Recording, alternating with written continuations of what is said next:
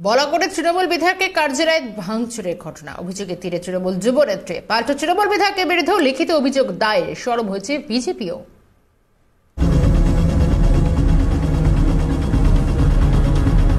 তৃণমূল বিধায়ক বনাম তৃণমূল যুবনেত্রীর লড়াইয়ে উত্তপ্ত বলাগড়। অভিযোগ, বুধবার রাতে বিধায়ক মনোরঞ্জন ব্যাপারীর কার্যালয়ে ভাঙচুর হয়। ভাঙচুর হয়েছে, এটা তো খুব লজ্জানীয় ঘটনা এবং কারা করেছে বা কিভাবে কি জন্য করেছে এটা সঠিক কিছু জানি না। বিষয়টি নিয়ে সোশ্যাল মিডিয়াতে ক্ষোভ উগরে দেন মনোরঞ্জন ব্যাপারী।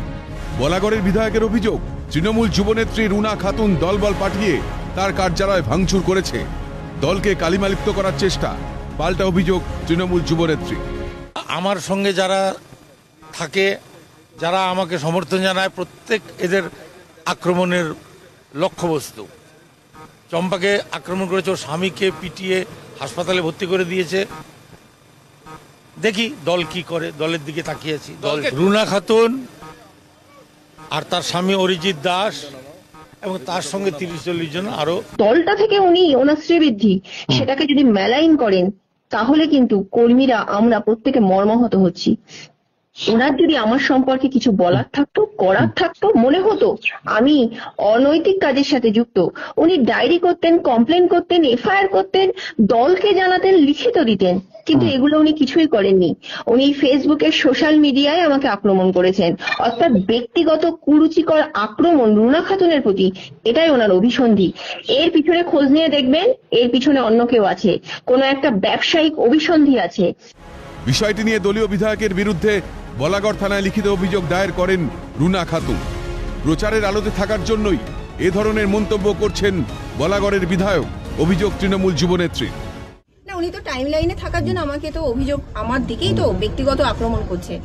দেখবেন বারবার আমার সম্পর্কে যাই বলে প্রমাণ ছাড়া বলে, নিজেই লোক পাঠিয়ে ওনার কার্যালয় ভাঙছেন, নিজেই আমাদের নামে দোষারোপ দিচ্ছেন। উনি কি কোনো প্রমাণ দিতে পেরেছেন? এরপরেই চাপে পড়ে সামাজিক মাধ্যমে পোস্ট করে ক্ষমা চেয়ে নেন মনোরঞ্জন ব্যাপারী। এদিকে বিধায়কের অনুপস্থিতিকে কেন্দ্র করে বলাগড়ের ঝিরার বাস স্ট্যান্ডে তার নামে পোস্টার পড়ে, জানিয়ে শোরগোল পড়ে যায় এলাকায়। বিষয়টি নিয়ে দলের নেতাদের বিরুদ্ধেই অভিযোগের আঙুল তুলেছেন মনোরঞ্জন ব্যাপারী। এই পোস্টারগুলো অরিজিৎ আর রুনা তার লোকজনকে দিয়ে করাচ্ছে। বিজেপি এর মধ্যে নেই, এই লড়াইয়ের মধ্যে বিজেপি নেই। এর আগে সিএনকে দেওয়া এক একান্ত সাক্ষাৎকারে প্রাণনাশের আশঙ্কা প্রকাশ করেছিলেন বলাগড়ের বিধায়ক। আমি লড়ছি কার বিরুদ্ধে? যারা অবৈধভাবে গঙ্গা খনন করে বালি তুলে নিয়ে যায়, যারা গাঁজা বিক্রি করে, যারা জুয়োর বোর্ড চালায়, মদ চালায়, এই লোকগুলোর বিরুদ্ধে আমি লড়ছি।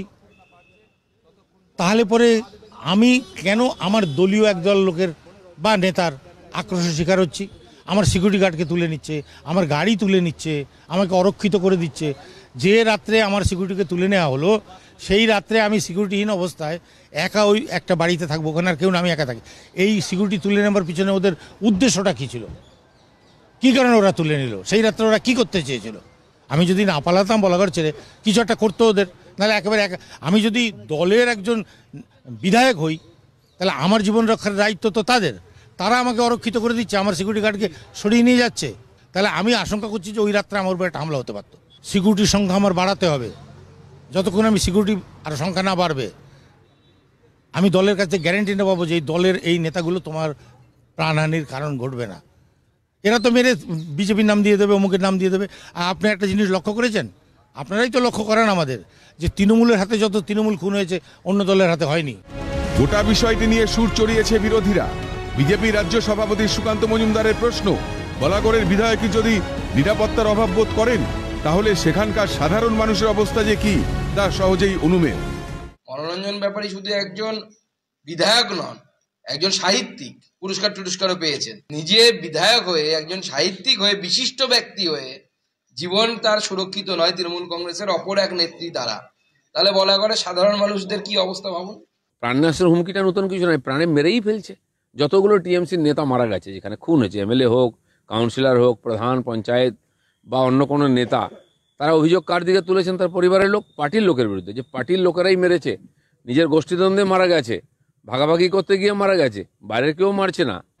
রাজ্যের সব মানুষই নিরাপত্তাহীনতায় ভুগছেন, দাবি বিজেপি নেত্রী সোনালী গুহর। কে বলুন তো আজকে নিরাপত্তাহীনতায় ভুগছে না? শুধু নিরাপত্তা আছে তো ব্যানার্জি পরিবারের? আমি তো আপনাদের কাছে মাধ্যমে সাধারণ মানুষের কাছে এই প্রশ্নটা করতে চাই। ব্যানার্জি বাড়ির যে মমতা ব্যানার্জি, তিনি তো অভিষেক ব্যানার্জিকে শুধুমাত্র একটা থাপ্পড় খাওয়ার জন্য তিনি জেড প্লাস ক্যাটাগরি করে দিলেন। তাহলে অনেকেই তো থাপ্পড় খায়, অনেকজনের কাছে অনেকেই থাপ্পড় খায়, তারা কি জেড প্লাস ক্যাটাগরি পায়? বিধায়ক মশাইয়ের পার্টি অফিস বিজেপির লোক কেন ভাঙচুর করতে যাবে? এ তো তৃণমূলের লোক এর সঙ্গে পরিষ্কারভাবে যুক্ত। এ তো আমরা বলছি না, বিধায়ক মশাই নিজেই পরিষ্কার চিৎকার করে বলে দিচ্ছে। এখন যারা বিজেপির ঘাড়ে দোষ চাপাবার চেষ্টা করছে, আমার মনে হয় তারাই গতকাল রাত্রেবেলায় পার্টি অফিস ভাঙচুর করেছে, যার কারণেই বিজেপির ঘাড়ে দোষ চাপিয়ে দেওয়ার চেষ্টা করছে। লোকসভার বিরোধী দলনেতা অধীর রঞ্জন চৌধুরীর কটাক্ষ, এটা দৈত্যকুলের সংঘাত, আরো বড় বড় ঘটনা ঘটতে পারে। তৃণমূলের মারামারি, দৈত্যকুলের মধ্যে সংঘাত লেগেছে, সবই তো দৈত্যকুলের সংঘাত চলবে, এগুলো কিছুই না, এটা আরো বড় বড় ভয়ঙ্কর ঘটনা ঘটবে। এখন তো খুন কেউ হয়নি, এরকম খুন হবে এরপর।